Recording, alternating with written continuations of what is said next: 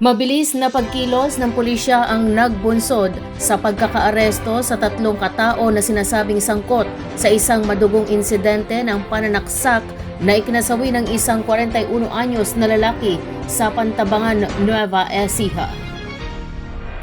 Naganap ang insidente noong gabi ng July 31, 2026 sa Sitio Bayabas, Barangay East, Poblacion, Pantabangan.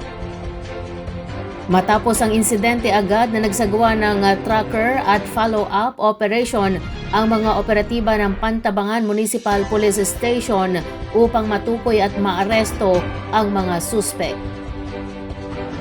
Nagbunga ang operasyon sa pagkakadakip sa dalawang lalaki na may edad 45 at 18 anyos sa Barangay Malbang, Pantabangan.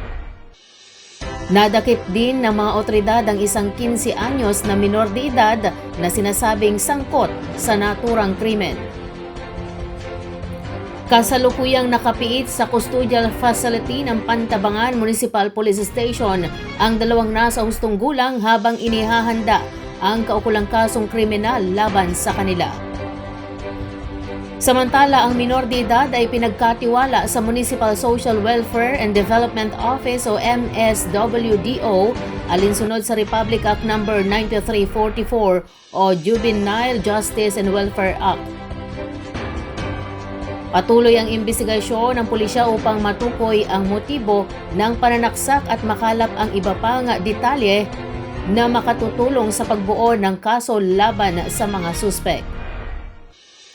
Patuloy namang nananawagan ng mga otoridad sa sinumang may nalalaman tungkol sa insidente na makipag-ugnayan sa pulisya upang makatulong sa paglilinaw sa buong pangyayari.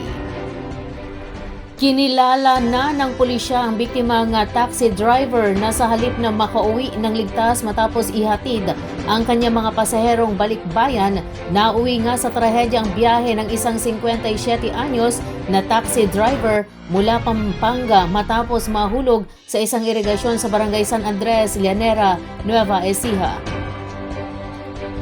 Kinilala ng pulisya ang nasawi na si Juanito Soriano de Vera, 57 anyos, residente ng Santa Cruz, Porac, Pampanga at driver ng isang asul na Toyota Avanza na may plakang J13MT na ginamit bilang taxi mula sa Clark International Airport. Batay sa imbestigasyon, 3 babaeng pasahero ang umarkila sa taxi ni De Vera sa Clark International Airport upang ihatid sa kanilang tirahan sa Barangay San Andres, Llanera. Matapos maihatid ang mga pasahero, umalis na umano ang driver upang bumalik patungong Clark, Pampanga.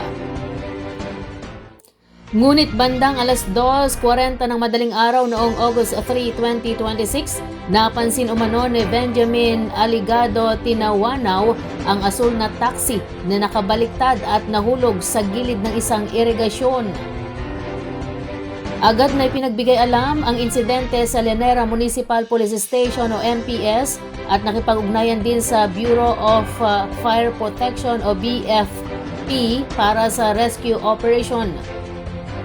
Naiahon ang driver mula sa sasakyan at isinugod sa ospital ng San Jose City, subalit idineklara siyang dead on arrival ng attending physician.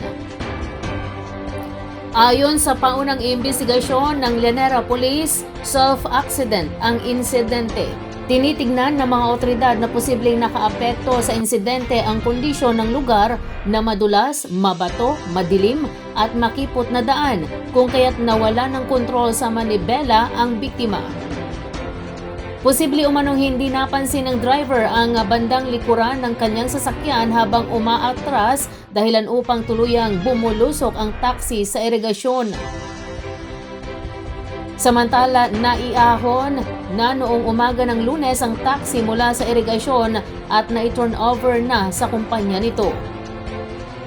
Sa isang biyahe na dapat sana'y simpleng paghahatid lamang ng mga pasahero, tuluyan ng naputol ang pag-uwi ni De Vera sa kanyang pamilya.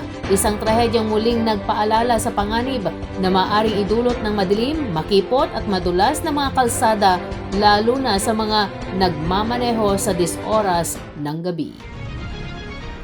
Natunton at naaresto ng pulisya ang suspect sa pagnanakaw sa tulong na rin ng CCTV footage na kinilalang isang 31 anyos na lalaki na umano'y nanguha ng 10,000 pesos mula sa tindahan ng kanyang dating amo sa Gapan City, Nueva Ecija.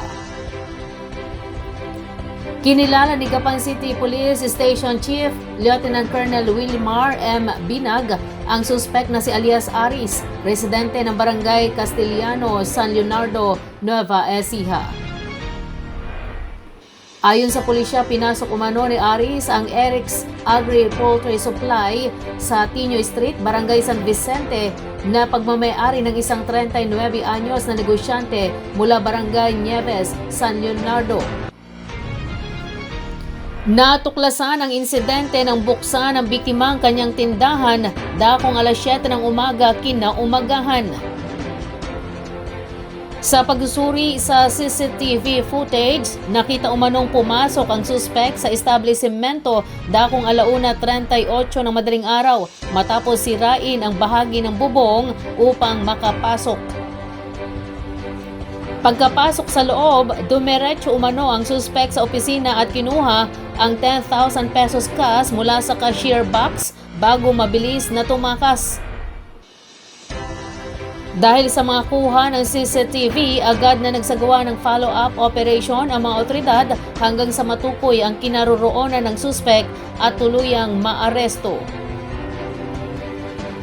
Lalong naging mahalaga ang pagkilala ng biktima sa suspect nang magkaharap ang dalawa kung saan positibo umano nitong kinilala si Aris bilang kanyang dating tauhan. Inihahanda na ng pulisya ang kasong pagnanakaw laban sa suspect para sa kaukulang legal na proseso. Patuloy namang pinapaalala ng mga otoridad sa mga negosyante ang kahalagahan ng pagkakaroon ng CCTV at iba pang security measures bilang tulong sa pag-iwas at paglutas ng mga insidente ng pagnanakaw.